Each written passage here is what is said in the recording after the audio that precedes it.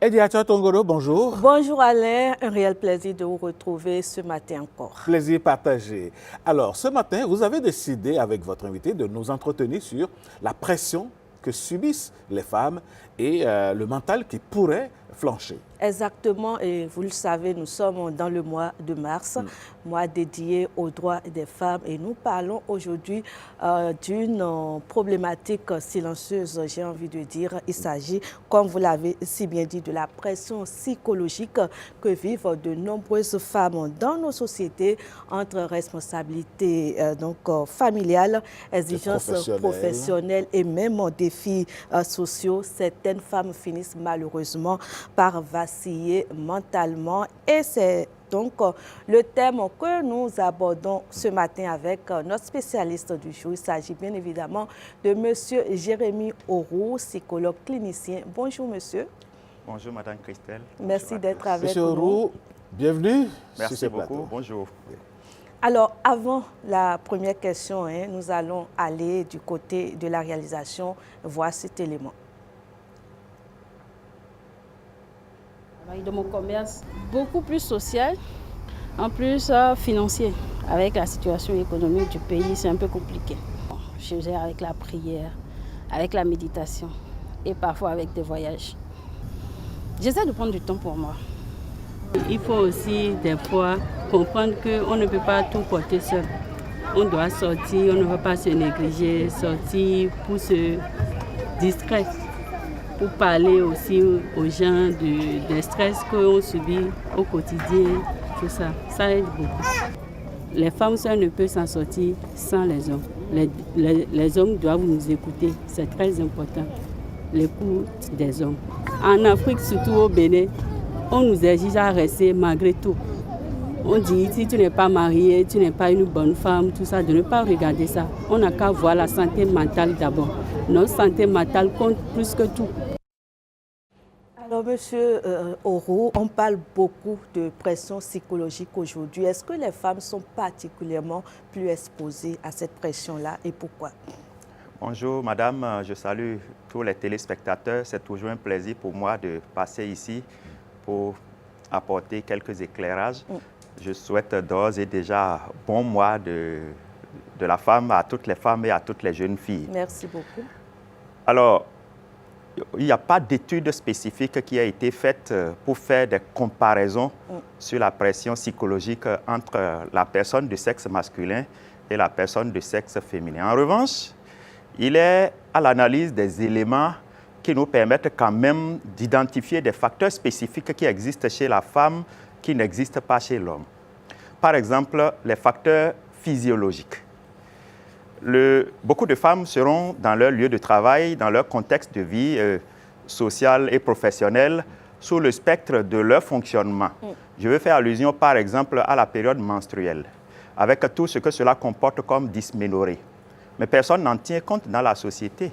C'est ça. Et elle est en train de souffrir en douce, mais elle doit quand même faire son boulot de la meilleure des manières. Ce facteur n'existe pas chez l'homme. L'homme ne connaît pas ce qu'on appelle dysménorrhée. Donc, il y a ce facteur physiologique. Et on peut prolonger pour aller jusqu'à la période de grossesse et d'allaitement. Vous voyez, pendant 9 mois, elle est obligée de porter cette charge-là et faire quand même son travail. Parce que quand on est mère de famille, aucune règle ne vous permette d'abandonner une partie de vos tâches sous prétexte que vous êtes enceinte. Lorsque vous êtes employé, aucune loi du travail ne vous donne le droit de ne pas faire correctement votre travail parce que vous êtes enceinte. Donc, ce facteur existe. Et je veux même encore aller un peu plus loin. Regardez la période d'allaitement. Lorsqu'une femme, une nourrice, reprend le travail 2-3 mois après son accouchement, je ne sais pas si à la télévision c'est réglé, mais quand je passe dans les ministères, je vois des femmes qui sont obligées de s'asseoir sur les escaliers, se déshabiller, se mettre à nu pour allaiter l'enfant. Parce qu'il n'y a aucun espace d'allaitement, de repos confortable qui garantisse l'intimité de la femme. Donc tout ça, c'est des facteurs supplémentaires de stress, toutes choses étant égales par ailleurs sur le stress professionnel, sur les facteurs socio-économiques et autres. Donc, en regardant de ce côté-là, on peut quand même estimer que la femme a des facteurs psychologiques lourds qui n'existe pas chez l'être humain de sexe masculin. Voilà ce que je puis dire a priori sur la question. Et vous évoquez plusieurs responsabilités justement qui pèsent sur la femme. On entend également parler de charge mentale. De quoi revêt concrètement cette notion en psychologie? Alors, pour faire simple, la charge mentale, ça va être tout le travail silencieux de planification, d'organisation que la femme est appelée à faire dans la famille et dans le ménage. Vous voyez, lorsque vous êtes femme au foyer, vous êtes maman, c'est de façon cognitive et silencieuse dans votre tête se passe tout ce que l'enfant va porter comme habit pour aller à l'école, tout ce qu'il va garder comme petit déjeuner. Personne n'en parle. Tout ce que votre mari va porter pour aller au boulot, ce qu'on va préparer le soir à la maison. Tout ça vous revient. Tout ça là vous revient. Et vous faites ce travail de planification et d'organisation. Cela constitue une charge mentale silencieuse. Voilà un peu des aspects auxquels cela fait allusion, la charge mentale chez la femme. Ça ne s'arrête pas là. On pense également comment être productif au boulot. Évidemment. Lorsqu'on est employé, on doit être productif, on doit apporter plein rendement. Parce que je le disais tout à l'heure en introduction, ce n'est pas parce qu'on est femme au foyer, mais que sais-je encore, qu'on a le droit de faire son travail à moitié ou encore de mal le faire. Donc tous ces éléments sont silencieux, personne ne les évoque à haute voix, mais c'est des réalités qui pèsent sur la femme. Alors, M. Jérémy Aurou, moi j'ai une petite question pour vous. Allez-y. Quand vous dites, oui, et ça c'est une évidence, ce n'est pas parce que la femme est enceinte qu'elle est... elle ne doit pas faire son travail. Mais dans le système de fonctionnement de l'administration, une femme travailler dans une administration, par exemple, mérite et bénéficie des congés de maternité. Pourquoi est-ce que l'on ne pourrait pas être tenté dans le foyer, dans les familles, de transposer ce type de congé, histoire de soulager un tout petit peu la femme quand elle est enceinte, au lieu de la laisser toujours continuer par travailler à la maison? C'est intéressant ce que vous dites. Mais déjà, le congé de maternité survient à quel moment de la grossesse? C'est ça. C'est pratiquement vers la fin. Elle a déjà fait le gros du boulot. Et ce délai, c'est au moment où on sent vraiment que le poids est énorme. Et c'est même la période pour organiser l'arrivée du nouveau-né. Donc, en principe, on devait diminuer la charge psychologique à la femme en mieux organisant ces moments-là, en la favorisant plus. Parce que le bébé qu'elle porte, qu'elle va mettre au monde, c'est un citoyen de la nation. C'est le citoyen de demain qui va être sur les plateaux, qui va être à l'Assemblée nationale et que sais-je. Donc pourquoi la société semble abandonner cette charge-là à la femme seule, au point de constituer un facteur psychologique aussi lourd qu'on est en train de le dire ce matin? C'est ça en fait la problématique. Alors, et cette accumulation justement de responsabilités peut-elle être aussi aggravée par certaines inégalités, notamment d'ordre économique ou professionnel? Oui. Malheureusement, notre société est faite d'inégalités. Oui. Donc, il y a plein de choses qui ne sont peut-être pas favorables à un sexe ou à l'autre. Il y a des étudiants qui me demandaient hier est-ce qu'il y a des facteurs d'inégalité véritables? Je dis, je ne sais pas si on va les appeler des facteurs d'inégalité. Regardez le Code des personnes et de la famille. Il a prévu quelque chose qu'on appelle délai de véduité. Lorsqu'une femme perd son mari, il y a une période qu'elle doit pouvoir observer avant de prétendre entamer une nouvelle relation. La période de veuvage, c'est ça? En dehors de ça. Okay. En dehors même de la période de veuvage. D'accord. Mais pour l'homme, rien n'est prévu. Le lendemain, dès qu'il sent le besoin, il peut entamer une autre relation. Donc, il y a des éléments comme ça, sociaux, mais il y a aussi des aspects économiques. Je le dis, lorsque vous êtes dans une situation donnée, de veuvage par exemple, c'est trop difficile de sortir le lendemain et ouvrir votre boutique. Donc, pendant toute cette période, la femme est soumise à la mendicité.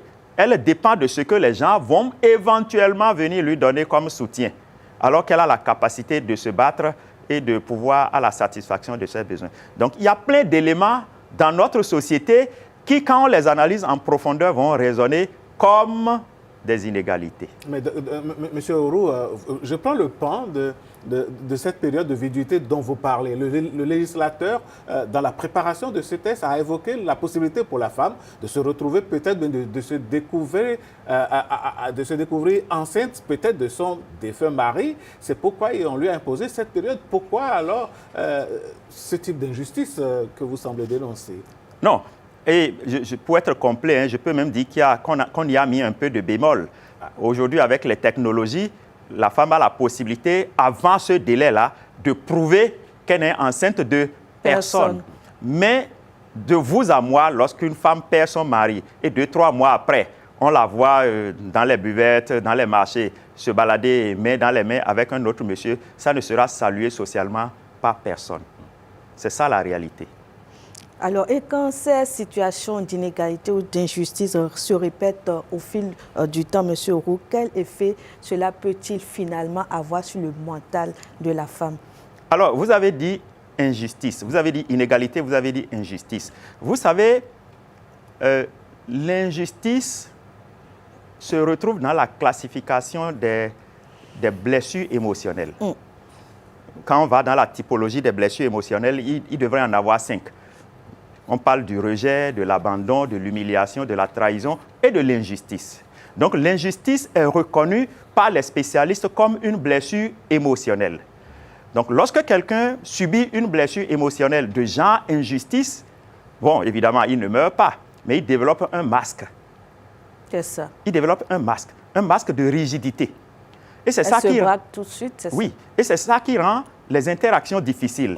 Vous allez voir des personnes, vous allez en rencontrer, quand j'en décris comme ça, vous allez en apercevoir. Des gens qui sont absolument rigoureux, ils sont carrés, ils aiment que tout soit fait avec justesse et justice. Et on se demande, a priori, on peut apercevoir cela comme une qualité, mais quand on veut interagir véritablement avec la personne, ça résonne finalement comme un défaut. Ça fait un peu trop. Ça fait le culte de l'ordre et de la rigueur. Vous savez pourquoi ces personnes sont comme ça? Elles portent le masque d'une blessure d'injustice dans leur passé. Et quand ces personnes sont maintenant en position d'agir, elles ne veulent pas agir avec injustice comme elles ont subi, mais elles veulent faire tout avec justesse et justice. Donc, lorsque la femme subit des injustices dans la société, évidemment, elle va finir par porter un masque parce que c'est une blessure émotionnelle et ça va compliquer le vivre ensemble. Or, l'être humain est un animal sociable, a dit Carl Rogers, psychologue humaniste. On ne saurait vivre en autarcie. La femme est obligée soit d'interagir avec sa famille, ses parents, ses ascendants et autres, avec son conjoint, ou peut-être dans la société, avec des clients, avec des collègues et que sais-je encore. Donc, si elle a un problème de vivre ensemble, c'est compliqué. C'est compliqué. Alors, on le sait, les femmes expriment verbalement leurs émotions différemment des hommes qui les intériorisent. Dans ce cas précis d'inégalité ou d'injustice, comment est-ce qu'elles expriment leur souffrance de façon psychologique? Comment est-ce qu'on l'explique psychologiquement, professeur? C'est John Gray, l'auteur de « Les femmes sont de Vénus, les hommes sont de Mars ». C'est John Gray qui a dit que l'être humain de sexe masculin est, dans ses perceptions profondes, est basé sur la compétence, sur la performance. Et la personne de sexe féminin, elle n'est pas basée sur la compétence. Elle est basée plutôt sur...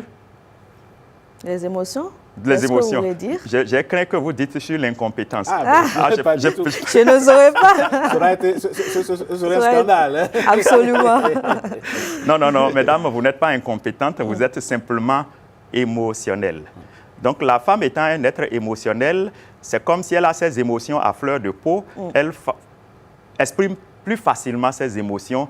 Lorsque vous êtes quelque part, quelque chose se passe qui peut faire peur, la femme aurait déjà manifesté 10 fois l'effet peur que peut-être la personne de sexe masculin. C'est ça. Voilà. Alors, justement, quels sont les signes qui alertent qu'une femme est en train de vaciller mentalement? Lorsque la personne commence par montrer une instabilité émotionnelle, elle n'arrive plus à avoir la maîtrise de ses émotions. Vous savez, la maîtrise des émotions, c'est du domaine de l'intelligence émotionnelle. Et une fois, dans des causeries, on a demandé à un avocat belge, un avocat des affaires, quelles sont les qualités d'un grand avocat. On s'attendait qu'il nous dise c'est la maîtrise des lois, la maîtrise des articles, tout ça. Puisque c'est un homme de droit. Voilà, puisque c'est un homme de droit. Vous savez ce qu'il a dit? Non. Il dit la qualité d'un grand avocat, c'est ne pas laisser transparaître ses émotions. Or, en psychologie clinique, chez nous, on dit que la seule personne qui exprime ses émotions comme elle les ressent, c'est l'enfant. Là, c'est direct. Là, c'est direct. Vous arrivez à la maison avec un paquet de biscuits, votre enfant veut prendre tout le paquet, vous enlevez un pour lui remettre, et tout de suite se roule sur le sable pour dire qu'il n'est pas content de cette manière de faire. Voilà son émotion. Mais le grand va peut-être prendre, il va faire une mine, mais il ne va pas manifester. Donc, c'est l'enfant seul qui manifeste ses émotions comme il les ressent ou il les ressent. Donc, lorsque vous voyez une femme commencer par ne plus être maître de ses émotions, elle n'arrive plus à les contenir, elle les exprime ou elle les ressent comme elle les ressent. C'est un signe d'alerte. C'est que c'est un signe d'alerte. Oui. Et évidemment, les autres choses vont suivre parce que si quelqu'un doit exprimer ses émotions comme il les ressent, je le dis, ça rend le vivre ensemble difficile. Donc les interactions humaines deviennent difficiles. Personne ne peut faire équipe avec une personne qui tout le temps est émotive. Donc ça devient compliqué, que ce soit dans l'entreprise ou dans le foyer. Il y en a qui se replient sur elle-même également. Est-ce également un signe? Oui. Lorsque la personne ne comprend, sans qu'on ne la comprend plus dans la société, elle développe ce masque de solitude. Parce que quand il exprime ses émotions, personne ne comprend. Personne n'accepte. Et tout le monde commence par ne plus vouloir faire équipe, ne plus cheminer avec une telle personne. Elle va se sentir rejetée. Je disais tout à l'heure que le rejet, c'est une blessure émotionnelle. Et quand quelqu'un est blessé dans son amour propre, le masque qu'il développe, c'est le masque de solitude. Oui, mais docteur, donc elle se replie sur elle-même. Oui, mais quand ça arrive de cette manière, quelles sont les implications au plan familial et professionnel? Mais les implications sont énormes. Imaginez que vous ayez une épouse et vos parents arrivent, les belles-sœurs, les beaux-frères, et elle leur sert de l'eau, puis elle s'enferme dans la chambre. Alors qu'ils sont venus pour saluer la famille et le couple. Il y aura problème d'interprétation. Il y aura problème d'interprétation. On va dire, ben, elle n'est pas intégrée dans notre famille. Absolument. Tu es sûr que tu as trouvé une bonne femme? Chaque fois que nous venons ici, elle se retire. Mais elle se retire pourquoi? Parce que les émotions ont une mémoire d'éléphant. Ah oui? Elle se rappelle avoir été rejetée à cause de ses émotions. Donc, dès qu'il y a une situation similaire, la personne se dit, j'espère qu'ils ne vont pas me rejeter à terme. Donc, au lieu de s'exposer à un autre rejet, il vaut mieux déjà se retirer. Mais regardez sur le plan social comment ça sera mal interprété. C'est très difficile. Donc ça a des implications énormes, que ce soit dans la famille, dans l'entreprise, dans la société. Les implications sont énormes. Et aujourd'hui, avec la compétition dans le domaine de l'entrepreneuriat, ce serait trop difficile d'avoir une personne comme ça comme employé. Vous l'avez rapidement souligné, les violences verbales sont également à l'origine de la pression psychologique que vivent les femmes au quotidien. Est-ce que ces formes de violence peuvent-elles marquer aussi profondément que les violences physiques, professeur? Alors, pour être complet, ce n'est même pas que les violences verbales. Déjà, le silence, l'indifférence peut être une violence. C'est-à-dire, la personne est quelque part où on devait interagir avec elle, mais tout le monde l'ignore. On ne lui a rien dit. Imaginez que vous invitez quelqu'un ici à la télévision et la personne arrive à 7h30 et on l'installe sur un banc et tout le monde passe, ça va, ça revient, personne ne lui dit rien. À 10h, on dit, vous allez revenir une autre fois. La personne va se sentir blessée. Mais qu'est-ce qu'on lui a dit? On n'a rien dit. Donc cette indifférence déjà marque une violence. À plus forte raison, la parole. Dans la classification des blessures émotionnelles, la parole est en bonne position. La parole, qu'elle soit une parole de démotivation, de dévalorisation, d'humiliation ou une parole injurieuse, des paroles violentes. Regardez dans les entreprises, ceux dont nous nous plaignons le plus, harcèlement sexuel et autres, la plupart du temps, c'est verbal. C'est beaucoup plus verbal.